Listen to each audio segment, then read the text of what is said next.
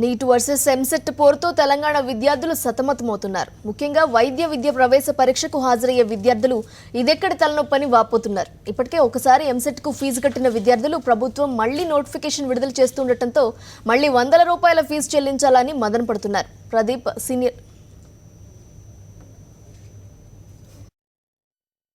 నీట్కు సంబంధించి నెల 9న సుప్రీంకోర్టు కీలక తీర్పు వెలువరించింది. అయితే తెలంగాణ ప్రభుత్వం అప్పటికే ఎంసెట్ మెడికల్ ఎగ్జామ్కు రంగం సిద్ధం చేసింది.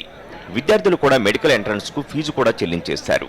షెడ్యూల్ ప్రకారం ఈ నెల 15న ప్రవేశ పరీక్ష నిర్వహించింది. అయితే సుప్రీం గైడ్లైన్స్ ప్రకారం ఎంబీబీఎస్, బీడీఎస్ సీట్లను మాత్రం ఎంసెట్తో భర్తీ చేయబోమని అధికారులు తెలిపారు.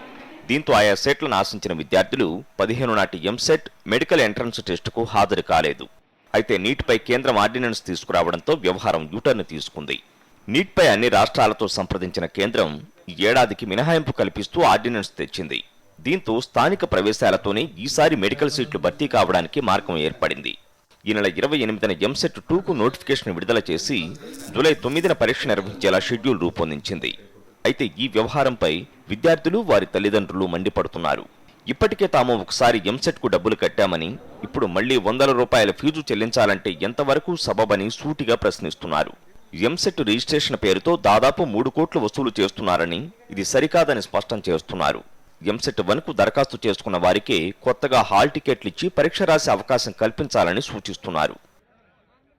ప్రదీప్, సీనియర్ కరెస్పాండెంట్, సాక్షి టీవీ, హైదరాబాద్.